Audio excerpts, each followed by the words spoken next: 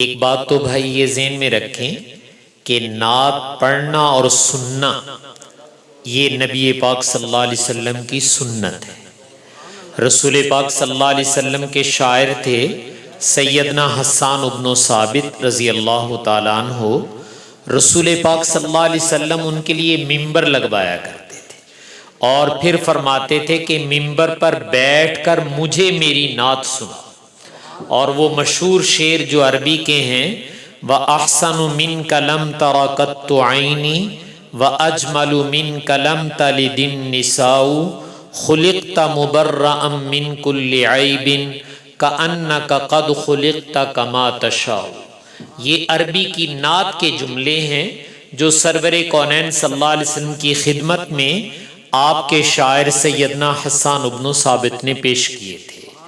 حضرت حسان کہتے ہیں وَأَحْسَنُ مِنْكَ لَمْ تَرَ قَطُّ عَيْنِي، اے میرے حبیب آپ سے خوبصورت کائنات میں کبھی کسی نے کسی کو نہیں دیکھا ہے۔ اللہ تعالیٰ نے سب سے زیادہ خوبصورت آپ کو بنایا ہے۔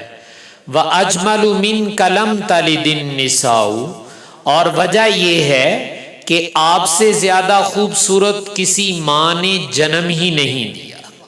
خلقت مبرأ من کل عیب، آپ ہر عیب سے پاک پیدا ہوئے، کوئی کمی آپ کی ذات اقدس کے اندر نہیں تھی۔ کأنک قد خلقت کما تشاء، ہمیں تو یوں لگتا ہے جیسے اللہ تعالیٰ نے آپ سے پوچھ کر آپ کو بنایا۔ تو بہرحال اللہ تعالیٰ نے اپنے شاہکار سرور کونین صلی اللہ علیہ وسلم کو باکمال درجے میں پیدا کیا۔ تو میں نے کہا رسول پاک صلی اللہ علیہ وسلم کی نعت بھائیو اپنے ایمان کی تجدید کے لیے سننی چاہیے۔ دیکھیں اگر ہم حضور کی نعت سنیں گے تو اس سے سرور کونین صلی اللہ علیہ وسلم کی محبت پیدا ہوتی ہے، اور اسی محبت کا نام تو ایمان ہے۔ اگر کوئی یہ پوچھے کہ ایمان کسے کہتے ہیں، میں اور آپ مسلمان ہیں نا، تو کوئی سکھ یا ہندو ساڈے کولوں آگے پوچھ لے بھئی دسو ایمان کینوں کہندے ہو، تو پھر اسی کی دساں گے ایمان کینوں کہندے، تو بتانا تو پڑے گا بھائی۔ میں اور آپ جب ایمان والے ہیں تو میں نے کہا کوئی ہندو یا سکھ وہ میرے اور آپ سے پوچھے کہ ایمان والو یہ تو بتاؤ ایمان کہتے کسے ہیں، تو اب دو لفظوں میں اگر بتانا پڑ جائے تو ہم کیا بتائیں گے؟ کلمہ پڑھ کے سناواں گے انہوں؟ نہیں بھائیو، جو بتانے کی چیز ہے وہ یہ، ایمان ایک رشتے کا نام ہے، ایمان ایک تعلق کا نام ہے۔ جیسے باپ اور بیٹے کا رشتہ ہے تو ایک کو باپ اور دوسرے کو بیٹا کہا جاتا ہے، بھائی بھائی کا رشتہ ہے اس کو بھائی کہا جاتا ہے، چچا ماموں کا رشتہ ہے اس کو ان لفظوں سے تعبیر کیا جاتا ہے۔ جو میرا اور آپ کا تعلق اپنے اللہ اور اپنے نبی کے ساتھ ہے اس رشتے کو ایمان کہا جاتا ہے۔ ایمان کسی اور چیز کا نام نہیں ہے، وہ یہ کہ میرا اپنے اللہ سے کیسا تعلق ہے اور میرا اپنے نبی سے کیسا تعلق ہے، اس تعلق کا نام ایمان ہے۔ تو اس لیے رسول پاک صلی اللہ علیہ وسلم کا ذکر خیر وہ میں اور آپ اپنے ایمان کے لیے سنتے ہیں۔ ایک بات کہہ دوں ذرا محسوس نہ کیجئے گا، وہ یہ کہ یہ نعتیہ کلام انتہائی ادب سے سننا چاہیے، اور میں نے کہا کہ ایمان کے بڑھوتری کے لیے سننا چاہیے۔ یہ صرف کنا دا سواد لینا واسطے نہیں سنی دا ہوتا، میں بہت معذرت سے پھر کہہ رہا ہوں، یہ صرف کوئی کانوں کا چسکا نہیں ہے کہ بھئی اسی سواد لینا واسطے آئے سی تاکہ کنا نو کوئی سر لگے تے سواد آ جائے، نہیں، یہ ایمان کا مسئلہ ہے۔ تو میں نے کہا ہم نعتیہ کلام جو سنتے ہیں وہ اپنے ایمان کو بڑھانے کے لیے، تو اس لیے آئندہ بھی جب آپ سنیں گے تو یہ نیت کر کے بیٹھیں گے کہ اس سے اللہ تعالیٰ ایمان بڑھاتے ہیں۔ اب کچھ باتیں جو میرے اور آپ کے عمل سے تعلق رکھتی ہیں وہ کچھ عرض کر کے انشاءاللہ اپنی بات کو ختم کروں گا۔ اللہ تعالیٰ نے جو مجھے اور آپ کو نبی عطا کیے سرور کونین صلی اللہ علیہ وسلم، اللہ نے اولین و آخرین آدم سے لے کر قیامت تک آنے والے جتنے انسان ہیں ان میں جتنے کمالات ہو سکتے تھے وہ سارے کے سارے میرے نبی میں جمع کر دیے، اور اس سے زیادہ پتہ نہیں کتنے کمالات رسول پاک صلی اللہ علیہ وسلم کے اندر ہیں، ہم ان کو گن نہیں سکتے کہ اللہ نے کتنے کمالات دیے ہیں۔ لیکن میں ایک چھوٹا سا سوال کرنے لگا ہوں، اگر یہ پوچھا جائے کہ یہ بتاؤ تمہارے نبی کے جو کمالات ہیں، تمہارے نبی کی جو صفات ہیں، تمہارے نبی کی جو عادات ہیں، ان کمالات میں سب سے اونچا کمال کون سا ہے؟ سارے اونچے، آپ کی نماز، آپ کا روزہ، آپ کا حج، آپ کی تلاوت، آپ کا ذکر کرنا، یہ سب اونچی چیزیں ہیں، لیکن میں نے سوال یہ کیا ہے کہ یہ بتاؤ تمہارے نبی کے کمالات میں سب سے اونچی چیز کون سی ہے؟ میں اس کو ایک مثال دے دوں تو شاید بات سمجھ میں آ جائے۔ یہ آپ کی مسجد ہے، یہ اس کا ہال ہے، یہ صحن ہے، یہ آپ کی درسگاہ ہے۔ یہ حال اس کو نظر آئے گا جو مسجد کے اندر آئے گا، باہر کھڑے ہو کر اندر تو نہیں نظر آ سکتا نا۔ لیکن تمہاری مسجد کی سب سے اونچی چیز کون سی ہے؟ تو آپ کہتے ہیں مینار۔ مینار اونچے بنائے جاتے ہیں، آپ دیکھتے ہیں بعض دیہاتوں میں اتنے اونچے اونچے مینار بناتے ہیں کہ دوسرے پنڈوں نظر آؤندے، اتنے اونچے مینار ہیں۔ مینار دیکھنے کے لیے مسجد کے اندر نہیں آنا پڑتا، وہ باہر سے ہی نظر آ جاتا ہے۔ تو حضور کی عبادات وہ دیکھے گا جو اسلام کے اندر آئے گا۔ میرے نبی کا روزہ، حج، زکات تو وہ دیکھے گا جو اسلام کے اندر آئے گا۔ لیکن میرے نبی کی ایک چیز ہے جو اتنی اونچی ہے، کوئی اسلام کے اندر آئے اس کو بھی نظر آئی، کوئی اسلام سے دور بھاگے اس کو بھی نظر آئی، ہر کسی کو نظر آئی ہے۔ اللہ تعالیٰ کہتے وہ میں بتا دیتا ہوں کہ تمہارے نبی کی سب سے بلند عادت، سب سے بلند کمال کون سا تھا؟ تو اللہ تعالیٰ فرما رہے ہیں وَإِنَّكَ لَعَلَىٰ خُلُقٍ عَظِيمٍ۔ میرے حبیب ہمیں کہنے دیا جائے آپ کی سب سے اونچی صفت وہ آپ کے اخلاق کریمانہ تھی۔ آپ کے اخلاق وہ سب سے اونچے ہیں، جو اسلام میں آئے ان کو تو نظر آئے ہی آئے، جو اسلام سے بھاگ رہے تھے ان کو بھی نظر آئے۔ میں اس کا ایک واقعہ عرض کر دیتا ہوں۔ رسول پاک صلی اللہ علیہ وسلم مکہ مکرمہ سے ہجرت فرما کر مدینہ طیبہ گئے اور مکے والوں نے مجبور کیا تھا۔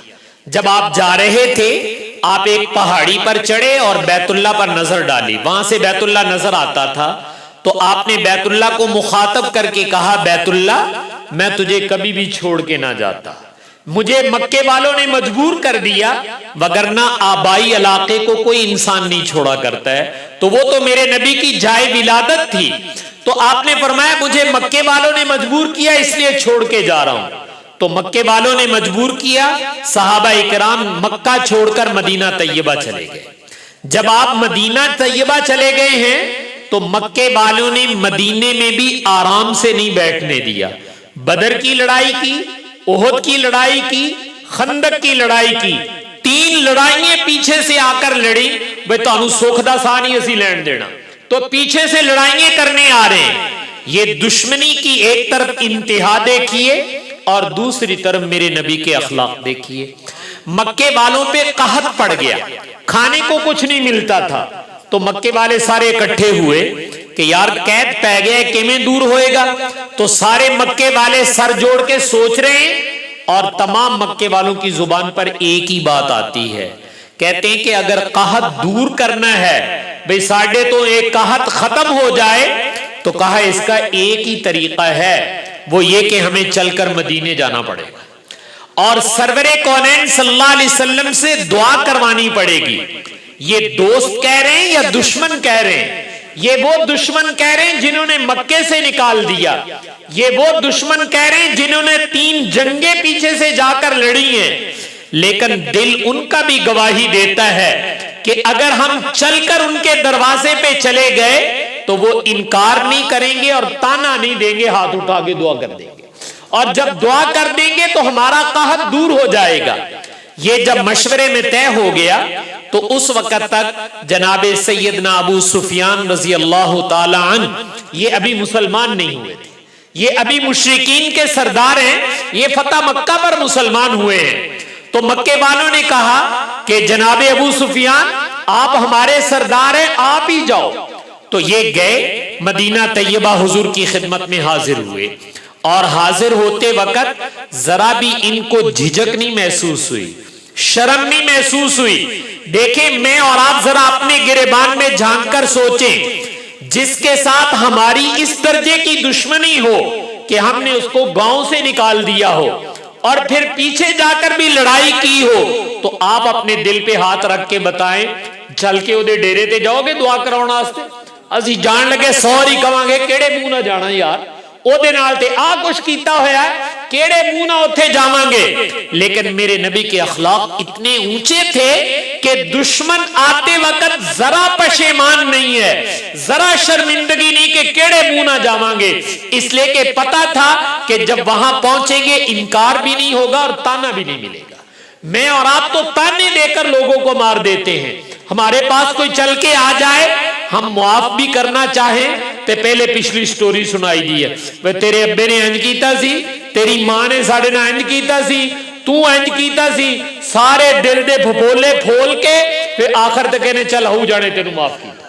لیکن حضور ایسے نہیں کرتے تھے، اس لیے یہ چل کے آ گئے اور آ کر انہوں نے ایک بات کہی، عرض کیا اللہ کے رسول آپ ہمیں حکم دیتے ہیں کہ صلہ رحمی کرو، رشتہ داروں کے ساتھ اچھا برتاؤ کرو، یہ آپ کی تعلیم ہے اور آپ نے ہمیں بھی یہ سکھایا تھا کہ رشتہ داروں کے حقوق ادا کرنے چاہیے، اس کو صلہ رحمی کرتے ہیں۔ تو کہا کہ رشتہ دار تو ہم بھی آپ کے ہیں، مکے والے بہرحال حضور کے رشتہ دار تھے، قریشی تھے، تو کہا رشتہ دار تو ہم بھی آپ کے ہیں اور ہم لوگ مکے میں قحط میں مبتلا ہیں، بھوکے مر رہے ہیں، تو میں آپ کی خدمت میں آیا ہوں، مکے والوں نے بھیجا ہے، ہمارے لیے ہاتھ اٹھا کر دعا فرما دیجیے۔ جب جناب سیدنا ابو سفیان نے یہ درخواست کی تو سرور کونین صلی اللہ علیہ وسلم نے فوراً اپنے ہاتھ دراز کیے اور مکے والوں کے لیے دعا شروع ہو گئی کہ یا اللہ مکے والوں کا قحط دور کر دے، ان کے لیے رزق کا انتظام کر دے، بارش کا انتظام کر دے۔ یہ دعائیں مانگی جا رہی ہیں اور اللہ تعالیٰ بھی دیکھ رہے ہیں کہ بھئی جنہاں نے گھروں کڈیا سی، جنہاں نے 3 واری پچھو آگے لڑائی کیتی ہے، ادھی زبان نہ آگے کیا کہ یا رسول اللہ ساڑھے واسطے دعا کر دو، تو ہمارے نبی نے فوراً ہاتھ دراز کر دیے، دعا مانگی ان کے لیے، اور صرف دعا ہی نہیں مانگی بلکہ آپ کے ایک صحابی ہیں حضرت سمامہ رضی اللہ تعالیٰ عنہ، آپ نے ان کو پیغام بھیجا، وہ نجد میں تھے، تو آپ نے فرمایا تمہارے ہاں تجارتی قافلے آتے غلہ لے کر، تو وہ جو تجارتی قافلے غلہ لے کر آئیں ان تمام قافلوں کو مکے بھیج دیا جائے تاکہ مکے والوں کی بھوک ختم ہو۔ تو آپ نے حضرت سمامہ کو غلے کے تجارتی قافلے مکے بھیجنے کا حکم فرمایا، تو گویا مکے والے تو صرف دعا کرانے آئے تھے، ہمارے نبی نے دعا بھی کی اور ان کی بھوک کا انتظام بھی کیا۔ صحابی کو کہا کہ غلے کے قافلے ان تک بھیجو۔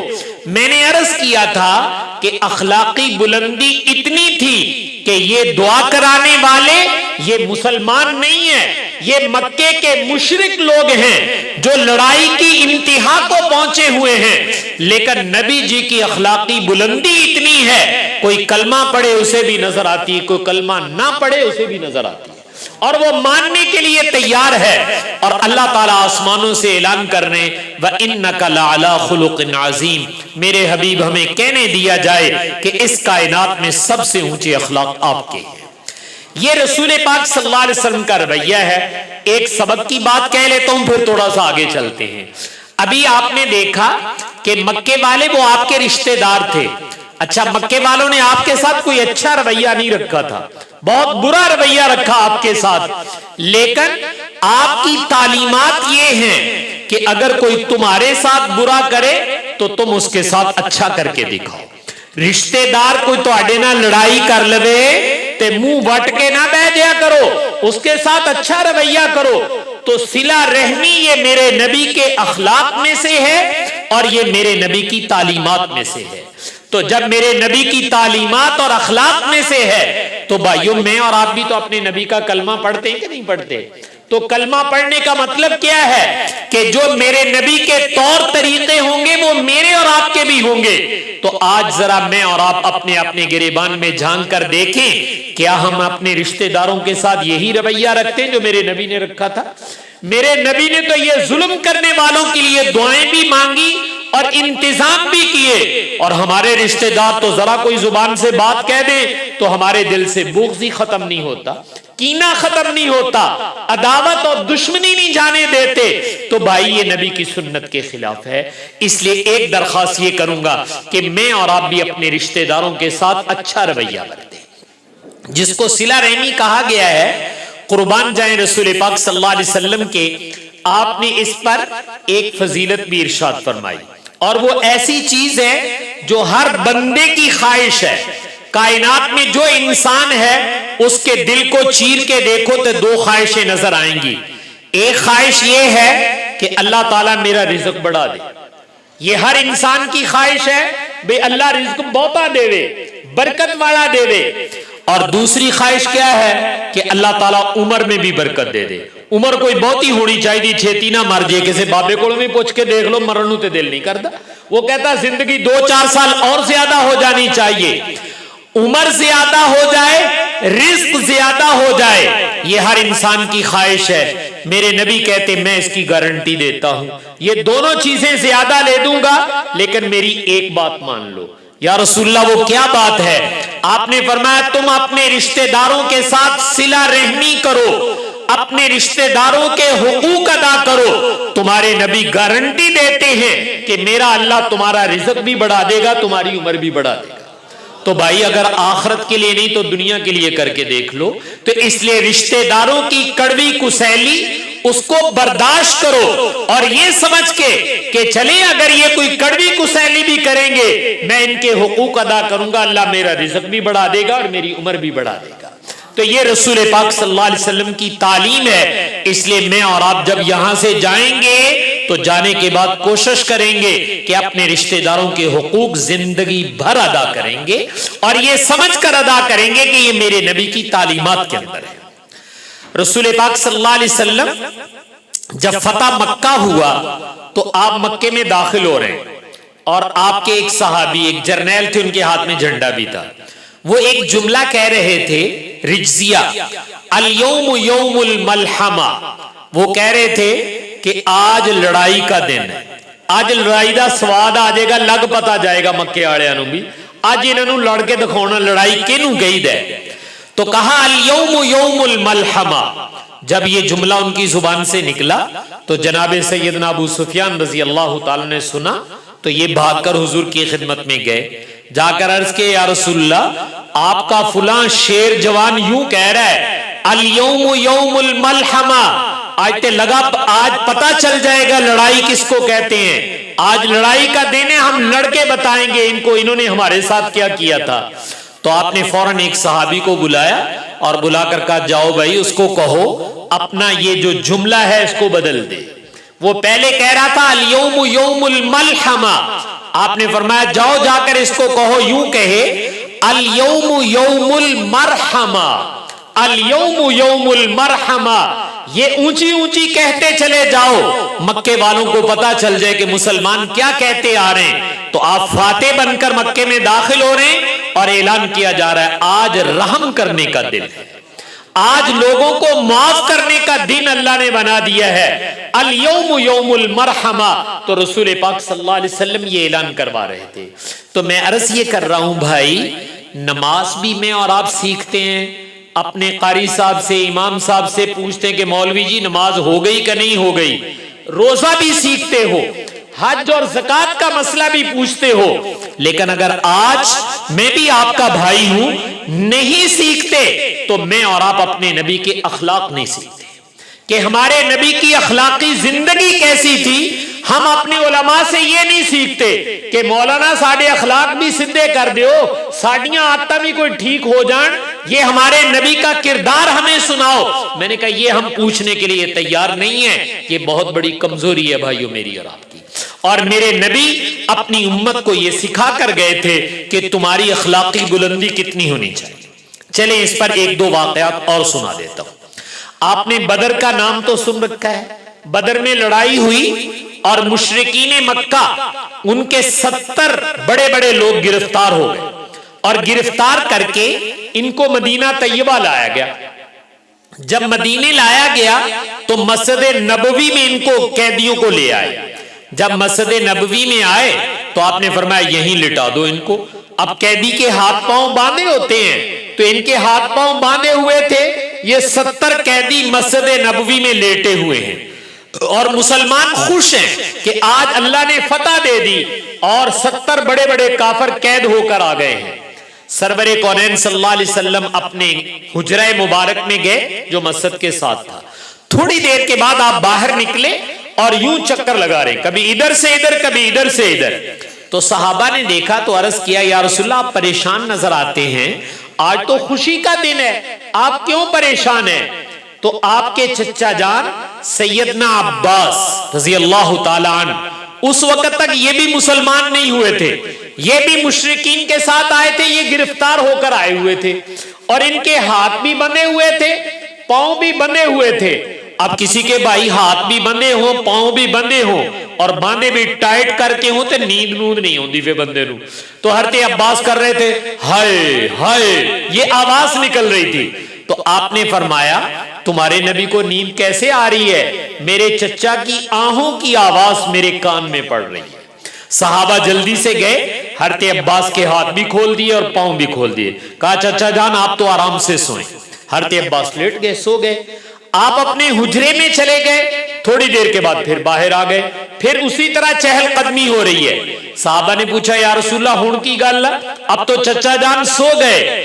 آپ نے فرمایا چچا تو سو گئے ہیں لیکن یہ جتنے قیدی ہیں ان کے آپ لوگوں نے ہاتھ بھی باندھے ہوئے ہیں اور پاؤں بھی باندھے ہوئے ہیں اور ان بیچاروں کو نیند نہیں آ رہی. آپ نے فرمایا جب تک یہ سارے قیدی آرام کی نیند نہیں سو جائیں گے تمہارے نبی کو نیند نہیں آ سکتی. سب کے ہاتھ کھلوائے, سب کے پاؤں کھلوائے اور اعلان ہوا کہ یار آرام سے سو جاؤ, جب تک تم قیدی لوگ نہیں سو گے تو ہمارے نبی کو نیند نہیں آئے گی. یہ کون قیدی ہیں؟ یہ کوئی سجن سی نہیں, یہ وہ دشمن ہیں جنہوں نے مکے سے نکالا اور پھر پیچھے لڑنے کے لیے آئے تھے. لیکن قیدی بھی دشمن بھی قید ہو کر آ جائے تو نبی کے اخلاق کی بلندی یہ ہے کہ جب تک وہ آرام اور میٹھی نیند نہ سو جائے تو نبی جی کو نیند نہیں آتی ہے. یہ ان دشمنوں کے ساتھ میرے نبی کا رویہ ہے. تو میں اور آپ ذرا اپنے رویے کو دیکھو, ہم اپنے گھروں میں کیا صورتحال کرتے ہیں. تو اس لیے بھائیو یہ اخلاقی بلندی مجھے اور آپ کو سیکھنی ہے. رسول پاک صلی اللہ علیہ وسلم نے بعد میں صبح کو کہا کہ ان قیدیوں کو, جیل تو تھی نہیں کوئی مدینے میں, بھئی انہوں جیل سے ڈاک دیو. تو کہا ایک ایک قیدی ایک ایک صحابی کو دے دیا جائے. اور پھر آپ نے قیدیوں کے ساتھ کیا رویہ رکھنا چاہیے قرآن پاک کو سامنے رکھے. سورہ دہر میں اللہ تعالیٰ فرماتے ہیں کہ وہ لوگ مسکین, یتیم اور اسیر جس کو آپ قیدی کہتے ہیں ان کو اچھے طریقے سے کھانا کھلاتے ہیں. ایمان والے ان کا رویہ ان کے ساتھ کیا ہوتا ہے؟ تو آپ نے صحابہ کو بتایا کہ قیدیوں کے ساتھ مسلمانوں کے اخلاق کیا ہوتے ہیں. آپ نے پہلے تعلیم دی اور پھر کہا ایک ایک قیدی کو اپنے گھر لے جاؤ. یہ مکے سے آنے والے دشمن قیدی صحابہ کے گھروں میں رہے اور جب یہ آزاد ہوئے تو مکے گئے.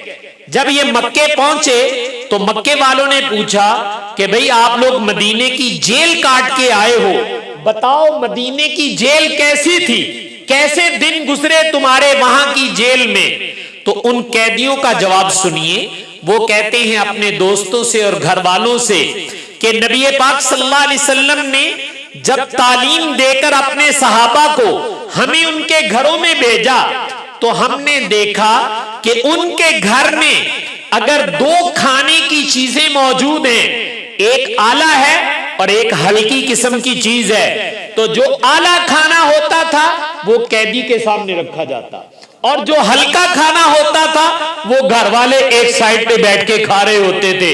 تو ہم جتنی دیر صحابہ کے گھر میں رہے ہم اپنے آپ کو سمجھتے رہے کہ ہم تو مہمان آئے ہوئے, ہم قیدی بن کر نہیں آئے ہوئے.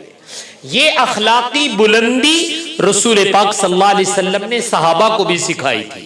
تو بھائی آج یہ اخلاقی بلندی میرے اور آپ کے اندر بھی ہونی چاہیے تاکہ ہماری عادات, طور طریقے اور ہمارے جذبات یہ بھی اچھے ہونے چاہیے. اور یہ بھائیو سیکھنے کی چیز ہے, جیسے نماز سیکھنے کی چیز ہے یہ بھی سیکھنے کی چیز ہے. ہمارے دارالعلوم دیوبند کے ایک بہت بڑے محدث گزرے ہیں حضرت مولانا سید اصغر حسین صاحب رحمہ اللہ تعالی بہت بڑے اللہ والے تھے. تو حضرت کے ایک شاگرد ہیں مفتی اعظم پاکستان مفتی محمد شفیع صاحب، جو پاکستان کے بانیوں میں سے بھی تھے، اور یہ حضرت کے شاگرد تھے. تو کہنے لگے کہ ایک دن میں میاں صاحب کے گھر گیا. آپ دیکھتے ہیں ہمارے ہاں دیہاتوں میں پہلے کچے مکان زیادہ ہوتے تھے، اور جب ہمارے مکان کچے ہوتے تھے تو انہاں دی لپائی کرنی پینی، کدی چھتاں لپو، کدی تھلے فرش لپو، کدی کندا بھی لپو. ساڑیاں ماواں بہناں بیچاریاں کم کردیاں رہیاں سی. تو حضرت کے گھر میں بھی نا وہ لپائی ہو رہی تھی، تو مزدور لگے ہوئے چھت اور دیواریں اور نیچے سب کی لپائی ہو رہی. تو مفتی صاحب کہتے ہیں کہ میں گھر گیا جب ملنے کے لیے، تو میں نے میاں صاحب سے عرض کیا کہ میاں جی آج جننے پیسے ہر سال لپائی تے لاؤندے ہو نا، اینے پیسے جمع کر کے تے پکا کوٹھا بن جانا سی. آپ پختہ مکان بنا لیتے، جان چھوٹ جانی تھی. یہ کیا ساری زندگی آپ ہر سال پیسے خرچ کرتے رہے اور مکان پھر کچے کا کچا رہا. تو میاں صاحب نے یہ بات سنی تو کہا مولوی شفیع اسی بڈھے ہو گئے، سانو عقل ہی نہ آئی، یہ مشورہ کتے پہلے دے دیندا تے چنگا سی، اسی پکا کوٹھا بنا لیندے. یہ بات آئی گئی ہو گئی. چند دن گزرے اور اس کے بعد میاں صاحب نے ایک دن بلایا کہ مولوی شفیع ادھر آؤ.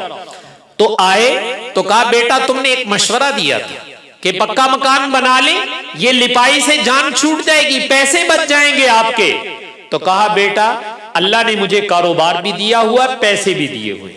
دل میں کئی دفعہ آیا کہ ایک پختہ مکان اچھا سا بنا لیتا ہوں، اللہ نے پیسے بھی دیے ہوئے ہیں. لیکن پھر دل میں سوچتا کہ میرے دائیں اور بائیں میرے گلی میں جو لوگ رہتے ہیں وہ سب غریب قسم کے لوگ ہیں، ان میں کسی میں طاقت نہیں کہ وہ پکا مکان بنا سکے. تو ذہن میں آتا تھا کہ میاں اصغر اگر تم پکا مکان بناؤ گے تو اپنے پڑوسیوں کے جذبات اور دل کو ٹھیس پہنچاؤ گے، ان کے جذبات مجروح ہوں گے کہ یار ساڈے کول بھی چار آنے ہوندے تے مولوی دے مقابلے جیسی بھی کوٹھا پا کے دکھاؤندے. تو کہتے میں نے یہ فیصلہ کیا کہ زندگی بھر کچے مکان میں تو رہ لوں گا لیکن ہمسایوں کا دل نہیں دکھاؤں گا. صاحبو یہ ہے وہ اخلاقی بلندی جو میرے نبی اپنی امت کو سکھا کر گئے ہیں. آج تو بھائی بھائی سے کرنے کے لیے تیار نہیں، کہنا میں اپنے گھر تو اپنے گھر، میں اپنا ٹھڈ پالنا تو اپنا ٹھڈ پالنا ہے. تو بھائی انسانیت وہ میرے اور آپ کے نبی مجھے اور آپ کو سکھا کر گئے ہیں.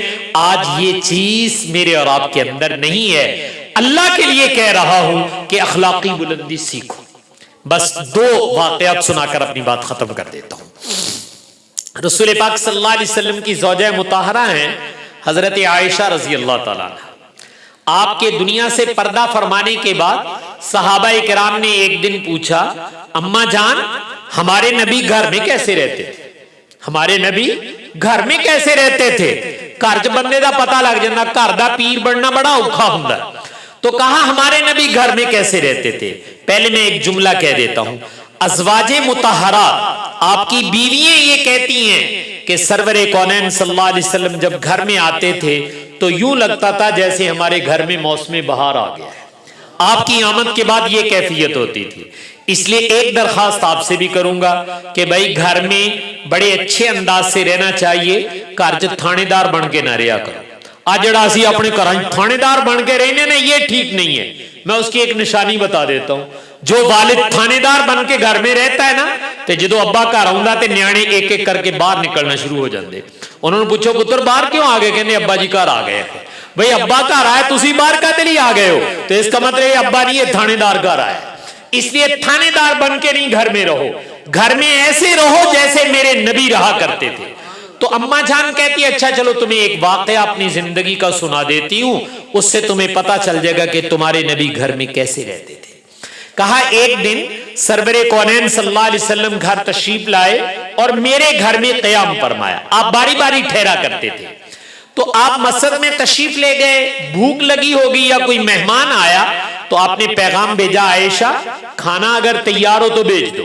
تو اماں جان نے کہا کہ اللہ کے رسول ابھی کھانا بن رہا ہے، تھوڑی دیر ہے، جیسے پک جائے گا تو ہم بھیج دیں گے.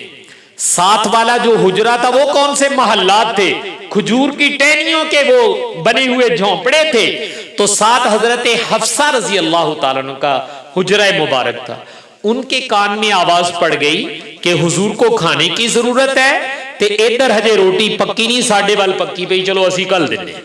تو انہوں نے یہ سمجھ کے کہ آپ کو بھوک لگی ہوئی ہے تو چلو میں کھانا بھیج دیتی ہوں، تو انہوں نے چھیتی نہ ہانڈی وہ جو ہے برتن میں جو چیز تھی وہ ڈالی اور ڈال کے بھیجنے لگی۔ تو اماں عائشہ کہتی ہیں کہ میرے کان میں بھی آواز پڑ گئی، وہ گوانڈی روٹی کلن لگے، واری ساڈی ہے روٹی کلن دی، تے گوانڈی اگے بڑھ کے کہندے اسی روٹی دینی ہے۔ تو کہنے لگے میرے دل میں جوش محبت غیرت وہ جاگ اٹھی، تو میں نے اپنی خادمہ سے کہا چھیتی چھیتی مسیتے جا اور گوانڈی جے روٹی کلن نا تے تھلے انج کر کے ہاتھ ماری تاکہ ڈگ پوے، اسی اپنی روٹی کلن گے چونکہ باری ساڈی ہے اور ہمارا کھانا حضور کھائیں۔ تو کہنے لگے وہ سادہ تھی بیچاری، وہ چلی گئی مسجد میں، اور جب ادھر سے حضرت حفصہ کے گھر سے کھانا آیا واقعی اس نے نیچے سے ہاتھ مار دیا، اور حدیث میں آتا ہے برتن گرا اور برتن ٹوٹ گیا۔ جب برتن ٹوٹ گیا تو آپ نے اپنے دونوں ہاتھوں سے کھانا اٹھایا، جو بھی چیز تھی وہ خود بھی تناول فرمائی، جڑے پرونے یا صحابہ سے کیا جوان کھاؤ بھائی تسی بھی کھاؤ۔ اب ذرا سوچیں جے میری تو آڑی بیگم انج کرے تے آپ آؤ کی حشر کرا، لیکن یہاں دیکھیے آپ نے وہ کھانا کھا لیا، اور پھر حضرت اماں جان کہتی ہیں میرے گھر میں بھی کھانا بن گیا تو میں نے بھی کھانا بھیج دیا کہ اللہ دے رسول ساڈی بھی روٹی کھاؤ، اسی تے خاص تو اڈے واسطے پکائی آ، نالے واری ساڈی ہے ساڈی روٹی کھاؤ ہن۔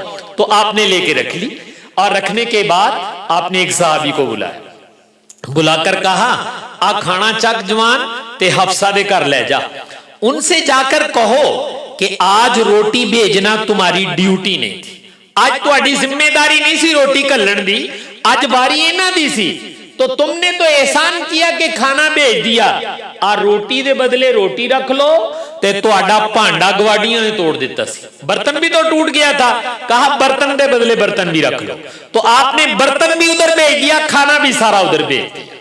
اب اس کے بعد اماں جان کہتی ہیں جب آپ فارغ ہو گئے تو گھر تشریف لانے لگے، تو اب اماں جان کا جملہ یہ ہے کہ میرے ذہن میں یہ آیا کہ کم چنگا نہیں ہویا، آج جڑا پانڈا گوانڈیاں دا توڑیا ہے ایک کم چنگا نہیں کیتا آج، تو سوچا کہ آج حضور آئیں گے تو ناراض ہوں گے، آج ڈانٹ پڑے گی، آج غصے ہوں گے، بھئی یہ تو کم چنگا نہیں کیتا عائشہ۔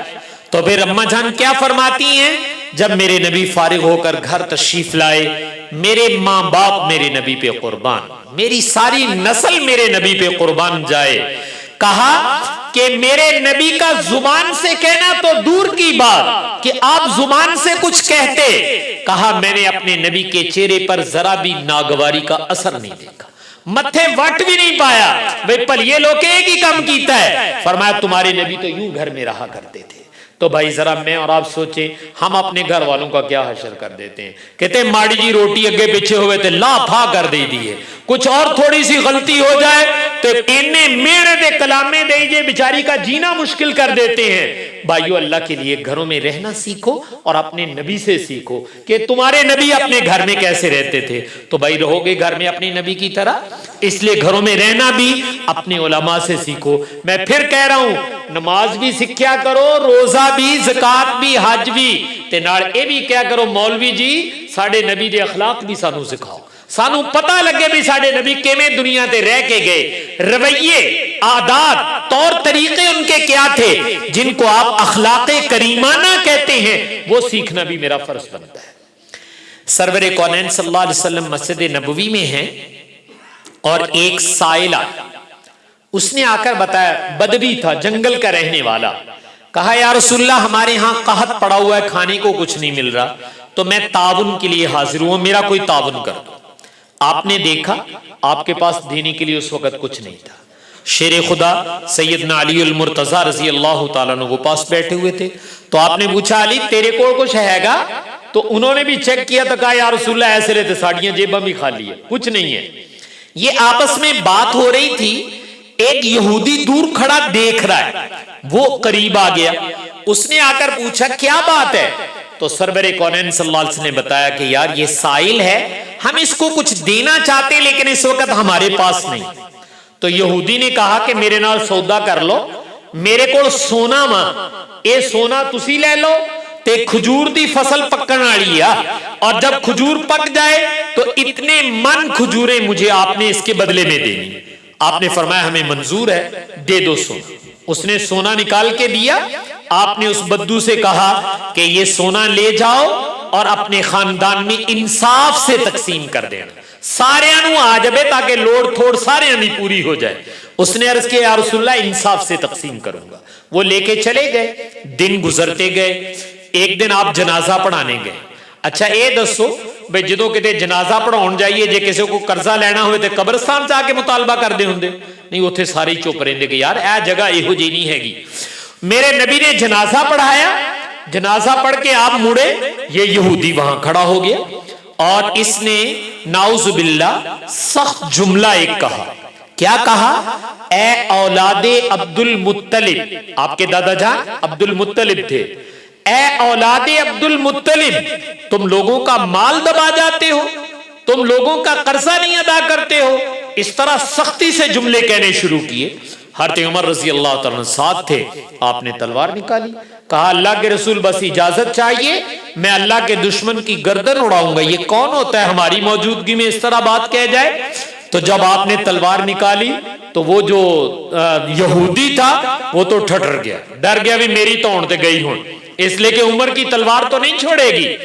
لیکن آپ حضرت عمر کی طرف متوجہ ہوئے، آپ نے فرمایا عمر اس کے پاس جاؤ، اس کو سمجھاؤ کہ بھائی اگر آپ نے قرضے کا مطالبہ کرنا ہے تو مطالبہ اچھے طریقے سے کیا جاتا ہے۔ کسی کو قرضہ بھی لینا ہوئے تے وہ دی ماں پہن ایک نہیں کری دی ہندی، اچھے طریقے سے جا کر مطالبہ کرنا چاہیے۔ فرمایا جاؤ اس کو سمجھا کے آؤ، اور پھر کہا پھر میرے پاس آؤ اور مجھے پوچھو کہ اللہ کے رسول اگر اس کا حق ادا کرنا ہے تو اچھے طریقے سے آپ بھی ادا کریں۔ اور اس کو سمجھایا گیا۔ پھر آپ نے فرمایا عمر اس کو ساتھ لو اور بیت المال میں لے جاؤ اور وہاں پتہ کرو اگر کھجوریں آ گئی ہیں تو جتنا اس کا حق ہے وہ بھی دو۔ اور پھر آپ نے فرمایا 5 وسق کھجوریں اس کو زائد دینا ہے۔ آج کل کے وزن کے اعتبار سے تقریباً 2.5 من کھجوریں۔ آپ نے کوئی پائیا آدھا کلو نہیں کیا بھئی کلو کو بعد دے دیا جے، آپ نے فرمایا اس کا حق بھی دینا ہے اور ہماری طرف سے اس کو زائد 2.5 من کھجوریں زائد دینی ہے۔ تو حضرت عمر نو تے پہلے بڑا غصہ چڑھیا ہویا سی، تو عرض کیا یا رسول اللہ کھجوراں جیڑا ایدا حق ہوتے دئیے 2.5 من کھجوراں کہتے مفت آ جاندیاں، او کدے واسطے انہوں دینی ہے؟ تو آپ نے فرمایا عمر جب تو نے تلوار نکالی تھی نا یہ ڈر گیا تھا، ایدہ تے موتر پاہمیں ویچ نکل گیا ہوئے، یہ ڈر گیا تھا۔ یہ 2.5 من کھجوریں اس لیے زائد دینی ہے کہ وہ جو ڈر گیا ساڑھی طرف وہ ذرا حوصلہ ہونا چاہیے، کوئی کبرا نہیں سی تیری تاؤن نہیں لاؤن لگے سی، تے اس کے دلاسے کے لیے 2.5 من زائد کھجوریں دے دو۔ حضرت عمر لے گئے، جا کر پہلے اس کا حق دیا، پھر 2.5 من زائد کھجوریں دی۔ حضرت عمر سے پھر رہا نہ گیا۔ حضرت عمر نے کہا بھئی یہودیو تو انہوں پتا ساڑھا نبی کسی دا حق نہیں ماردا، ساڑھا نبی تے حق تو بہت ود دینا، دیکھتے نو 2.5 من کھجوراں ود مل گئی ہیں، تو تم نے یہ نازیبہ جملہ کیوں کہا تھا کہ اے اولاد عبد المطلب تم لوگوں کا مال دبا جاتے ہو، یہ کیوں کہا تم نے؟ اس نے کہا عمر مجھے نہیں جانتے؟ کہا نہیں۔ اس نے پھر اپنا نام لیا، اس نے کہا میرا نام ہے زید بن ثانہ، میں یہودیوں کا سب سے بڑا پوپ ہوں، سب سے بڑا ان کی تورات کو جاننے والا ہوں۔ میں نے اپنی کتاب میں سرور کونین صلی اللہ علیہ وسلم کی جتنی علامات نشانیاں اللہ نے بیان کی تھی وہ ساری اپنی آنکھوں سے دیکھ لی تھی۔ ایک نشانی رہتی تھی میں چاہتا تھا وہ بھی دیکھ لوں پھر ایمان لاؤں گا۔ کہا وہ کیڑی نشانی دیکھنی سی؟ کہا ہماری کتابوں میں یہ لکھا ہوا ہے کہ نبی آخر الزمان کے ساتھ اگر کوئی بد تہذیبی کرے گا، بدتمیزی کرے گا، برے طریقے سے پیش آئے گا تو فرمایا اس کی بد تہذیبی، اس کا برا طریقہ وہ نیچے رہ جائے گا اور میرے نبی کا حلم، بردباری اور برداشت اس سے کہیں اوپر نکل جائے گی۔ میرے نبی کی قوت برداشت، حلم، بردباری وہ آسمان کو چھوئے گی، اس کی بدتمیزی نیچے رہ جائے گی۔ تو کہا عمر تو نے بھی دیکھا اور میں نے بھی دیکھا کہ میری بدتمیزی نیچے رہ گئی اور میرے نبی کا حلم اور برداشت بہت اوپر چلی گئی، اور آپ نے صرف میرا حق نہیں ادا کیا بلکہ 2.5 من زائد کھجوریں دی۔ پھر کہا عمر تجھے گواہ بناتا ہوں میں مالدار ہوں، یہود میں سے میرے پاس سب سے زیادہ مال ہے، میں اپنا آدھا مال اپنے نبی کی امت کے غربا کے لیے وقف کرتا ہوں، میری نبی کی امت کھائے اور مجھے اب حضور کے پاس لے کے چلو تاکہ کلمہ پڑھ کے مسلمان ہو جاؤ۔ یہ وہ حلم، یہ وہ برداشت، یہ میرے نبی کے اخلاق میں سے ہے۔ تے میاں میں تے تسی تے تتے ہی بہت ہے، کسی نے کیا نہیں تے سر پاڑیا نہیں اسی، تو اس لیے خدا کے لیے یہ مت کرو، برداشت پیدا کرو اپنے اندر۔ میرے نبی نے اللہ سے مانگ کر لی ہے، ایک دعا ہے سرور کونین صلی اللہ علیہ وسلم کی، اللہم اعنی بالعلم وزینی بالحلم، یا اللہ میری مدد فرما، علم کے ذریعے سے مجھے علم عطا فرما اور مجھے زینت خوبصورتی عطا فرما، حلم بردباری اور برداشت کے ذریعے سے۔ تو حلم بردباری اور برداشت میرے نبی نے اللہ سے مانگ کر لی ہے۔ تو بھائی میرے اور آپ کے مزاج کے اندر بھی قوت برداشت ہونی چاہیے۔ یہ اخلاق نبوی اگر دیانتاً آپ سے کہتا ہوں میں اور آپ سیکھ لیں تو میرا اور آپ کا گھر، میرا اور آپ کا گاؤں جنت کا سما پیش کرنا شروع کر دے، اس کو جنت کہا جائے گا۔ لیکن اگر اخلاق نبوی نہیں سیکھیں گے تو بہت معذرت، پھر گھر بھی کھانے کو آئے گا، پھر خاندان بھی کاٹنے کو آئے گا، اس لیے کہ اس نے اخلاق نہیں سیکھے ہوئے۔ جو انسان صحیح انسان بنتا ہے بہت معذرت کے ساتھ، وہ عبادات سے نہیں بنتا، وہ اخلاق سے بنتا ہے، یاد رکھنا۔ عبادات تو میں اور آپ اللہ میاں کی کرتے ہیں، عبادات میں بندوں کا کوئی معاملہ نہیں ہے۔ اچھا تسی مسیتے نماز پڑھ دے ہو تے گھراڑے پیچھو آگے دیکھ دے چاٹیاں مار دے بھی کہو جی نماز پڑھ دے، وہ تو میرا اور میرے اللہ کا معاملہ ہے، لیکن میرا اور مخلوق کا معاملہ وہ میرے اخلاق کے ساتھ ہے۔ اس لیے مخلوق کے ساتھ میرا اور آپ کا معاملہ بہت صاف ہونا چاہیے۔ تو میں آپ سے پھر عرض کروں گا بھائی، آج کا پیغام یہ ہے کہ جہاں میں اور آپ نماز روزہ سیکھیں گے تو انشاءاللہ اپنے نبی کے اخلاق بھی سیکھیں گے۔ رشتہ دارانہ حق ادا کریا کرو گے کہ نہیں کریا کرو گے؟ اس سے کیا ملے گا؟ رزق اور عمر میں برکت ملے گی۔ ان کی ناگوار باتیں خندہ پیشانی سے برداشت کرو، چونکہ میرے نبی کی تعلیم ہے۔ اس لیے رشتہ داروں کے بھائی حقوق ادا کرو، اور نبی پاک صلی اللہ علیہ وسلم نے جو اپنے رشتہ داروں کے ساتھ رویے رکھے وہ سامنے دیکھو۔ میرے نبی نے دشمنوں کے ساتھ کیا رویے رکھے، حلم اور برداشت کیا ہے وہ سیکھو۔ میرے نبی اپنے گھر میں کیسے رہے اپنی بیویوں کے ساتھ، تو یہ بھی مجھے اور آپ کو سیکھنا ہے۔ اگر یہ چیزیں سیکھ لی تو انشاءاللہ دنیا بھی بہت اچھی گزرے گی اور اللہ آخرت بھی بہت اچھی کر دے گا۔ اللہ تعالیٰ سے دعا ہے کہ اللہ تعالیٰ مجھے آپ کو عمل کرنے کی توفیق عطا فرمائے۔ وآخر دعوانا ان الحمدللہ رب العالمین۔